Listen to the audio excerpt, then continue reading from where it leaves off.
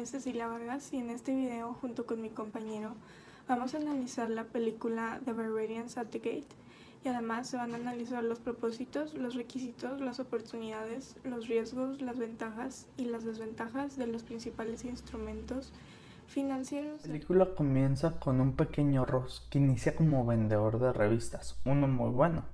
Después empieza a vender fotos con marcos para bebés, para después convertirse en uno de los empresarios más exitosos con la empresa Nabisco. En general, Ross busca inversionistas y gente que le interese la empresa. Cuando llega un hombre ofreciéndole asociarse, Henry Kravis, al cual Ross no quiere asociarse. Termina asociándose, pero él no quería. Cuando la compañía empieza a implementar los cigarrillos con filtro, a Ross no se le ve muy feliz, ya que para él lo bueno era el humo que produce al fumar. Poco a poco va viendo el estilo del cigarrillo y cómo no tiene sabor. La empresa Nabisco fue un objeto de deseo de los tiburones de Wall Street durante la década de los 80, una larga lista de negocios del conglomerado, donde se mezclaban galletas con marcas de cigarrillos. Permitía transformarlo y además ganar beneficios millonarios. Y como explica el libro Barbarians at the Gate, al acuerdo que deberían haberse cerrado con un encaje de manos, se alargó por el creciente número de propuestas interesadas que pusieron encima de la mesa. La historia está basada en los tiempos donde Ross estaba ejerciendo como CEO de la empresa. Él quería lograr adquirir su propia empresa, ofreciendo un precio alto por las acciones, que en su momento era un precio muy alto para lo que se cotizaban las acciones en ese entonces. Después de esto, Ross hace una propuesta de comprar por medio de apalancamiento, lo cual consiste en comprar la empresa utilizando los fondos para financiar las operaciones que en eso son su mayoría instrumentos de deuda, o sea, títulos, es decir, documentos necesarios para hacer válidos los derechos de una transacción financiera. Estos representan el compromiso por parte del emisor de pagar los recursos prestados, más un interés pactado o establecido previamente al poseedor del título. Esta operación de compra beneficia a los accionistas de la compañía, pues retiraba la empresa de la bolsa a un precio por encima de la cotización, a la vez que sus directivos se aseguraban su posición y mejor cotización por acción. Como ya comenté antes, la empresa Nabisco llegó a la década de los 80 como un gran conglomerado que mezclaba la actividad en el sector alimentario con la producción del tabaco. La empresa, entonces dirigida por Ross Johnson, era el resultado de una larga sucesión de fusiones y adquisiciones, sobre todo las compañías de snack y de galletas. Su nombre mismo procedía de la unión de Nabisco National Biscuit, que ahora es propiedad de Kraft Foods y fabricante de las galletas Oreo, entre otros biscuits, y la compañía RJ Reynolds Tobacco Company, la fábrica tabaquera de Salem de los cigarrillos Winston y Camel. Tomando en cuenta todo esto a partir del análisis financiero y estimaciones del banco y sociedad financiera, apostó más y más, uno tras otro, con la idea que el valor de los negocios de Nabisco, una vez separados, era más alto que la oferta inicial de 17 millones de dólares. Voy a explicar un poco lo que son los instrumentos financieros, empezando un poco por lo que son los mercados. Los mercados son el espacio físico, virtual o ambos, en donde se realizan los intercambios de estos instrumentos financieros y se definen los volúmenes de operación y sus precios. Las funciones de los mercados son las siguientes. La primera es establecer los mecanismos que posibiliten el contacto entre los participantes en la negociación. Otra función es fijar los precios de los productos financieros en función de su oferta y su demanda. Y por último, también tienen como propósito reducir los costos de intermediación, lo que permite una mayor circulación de los productos. Bueno, entre los mercados más relevantes tenemos los mercados de deuda, los mercados de acciones y el mercado cambiario. El mercado de deuda o de bonos es donde se emiten y negocian los títulos de deuda cuando los participantes no están en condiciones o no desean pedir préstamos o créditos a la banca. Ahora, el mercado de acciones es cuando una empresa necesita dinero, tiene básicamente dos formas de obtenerlo. Una es a través de préstamos en forma de créditos o títulos de deuda, y la otra es mediante la emisión de capital nuevo. Y por último, tenemos el mercado cambiario, es donde se compran y venden las monedas de diferentes países. Con lo de instrumentos financieros de los mercados nacionales, el mercado de capitales, el de dinero, el de divisas, el de metales y el de derivados, en conjunto son los llamados mercados financieros, y el concepto de nacionales se refiere a que su alcance es solo dentro del país, lo cual no indica que en estos haya inversión internacional. Estos mercados tienen una estructura administrativa y operativa que debe ser regulada por un marco legal con la intención de que funcionen adecuadamente en términos de riesgo y rendimiento. Okay. El mercado financiero nacional son las instituciones que conforman el mercado de valores, como la Bolsa Mexicana de Valores, las sociedades operadoras de sociedades de inversión como las AFORES. Estas son entidades financieras dedicadas a invertir y administrar los recursos de las cuentas individuales de ahorro para el retiro de los trabajadores afiliados al instituto. También tenemos la banca múltiple y las instituciones de crédito, entre otras más. En el mercado financiero nacional hay autoridades relacionadas con el funcionamiento del mercado de valores, como la Secretaría de Hacienda y Crédito Público, la Comisión Nacional Bancaria y de Valores y el Registro Nacional de Valores, también el Banco de México.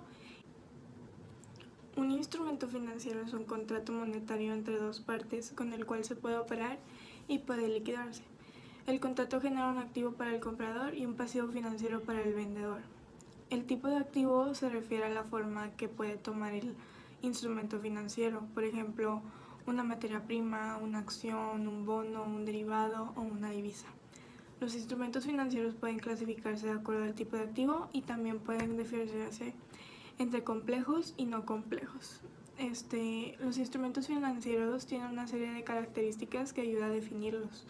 Podríamos destacar 3. La liquidez, porque es la capacidad que tiene el activo financiero de convertirse en dinero lo más rápidamente posible y sin sufrir pérdida de su valor.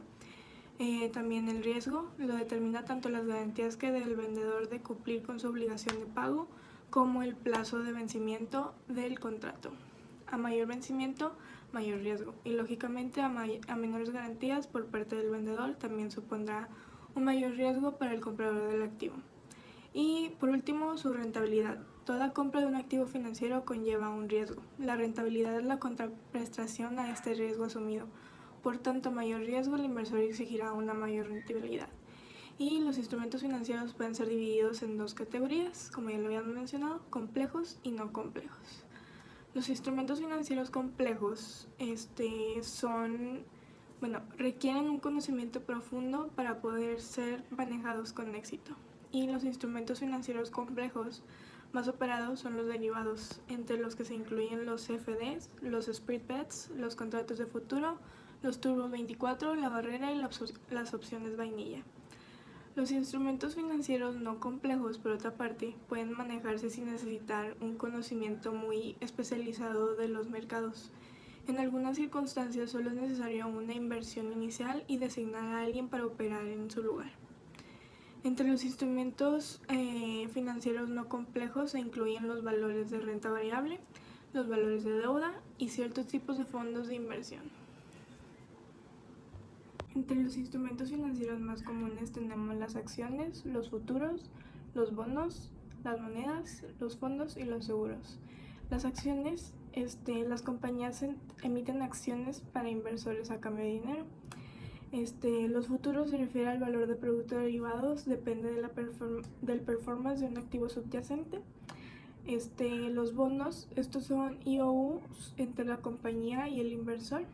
La moneda son diferentes monedas, pueden ser portadas e intercambiadas por inversores para aprovechar movimientos en la tasa de cambio por beneficios.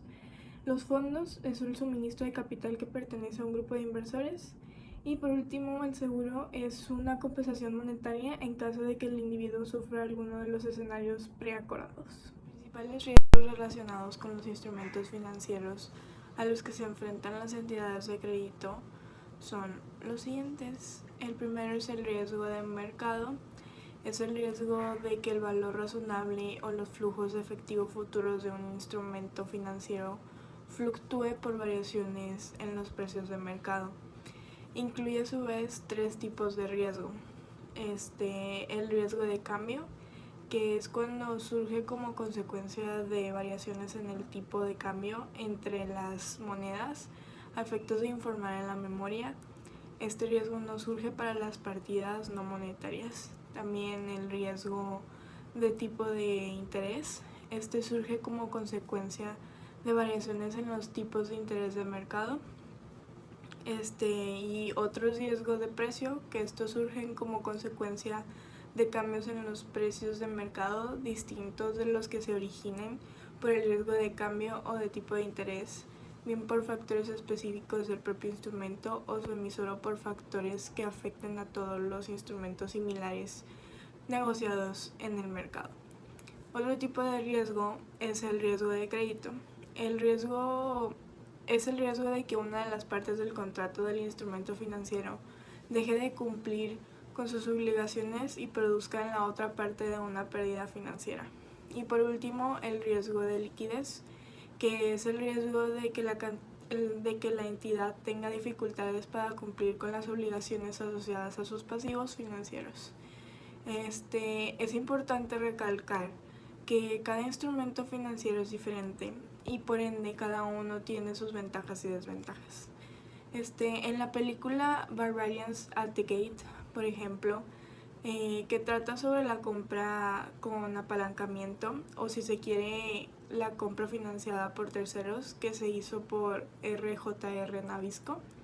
Este tipo de operación de compra consiste en la adquisición de una empresa con la ayuda de una gran parte de capital externo para alcanzar la suma necesaria, como garantía o apalancamiento.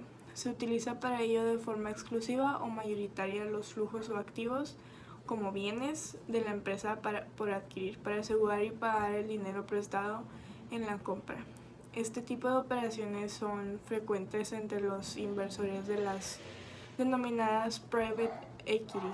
En la película está relacionada con este tema de instrumentos financieros, pues la trama de la película es la compra de acciones, o sea, Johnson quiere comprar su propia compañía y eso es un instrumento financiero. En el caso de la película, el instrumento financiero son las acciones, pues Ross Johnson quiere comprar todas las acciones de la compañía para la que trabaja para pues adueñarse de ella, y en este caso sería acciones como instrumento financiero. Dentro de los instrumentos financieros podríamos distinguir dos grupos, los complejos y los no complejos. Los no complejos serían tanto los de renta variable como los de renta fija. Y cuando hablamos de los instrumentos complejos, nos referimos a los derivados financieros, los cuales podemos explicar en tres sencillas cosas. Primero, los futuros financieros. Son contratos financieros en los que se acuerda el intercambio de un determinado activo financiero en la fecha futura y a un precio previamente establecido. En segundo lugar, las operaciones financieras son instrumentos financieros que coinciden al derecho del comprador y la obligación del vendedor de realizar una transacción a un precio prefijado y a una fecha determinada. Y por último, en tercer lugar, los CFDs son los determinados contratos por diferencias, es decir, contratos bilaterales donde se intercambia la diferencia del precio de un determinado activo.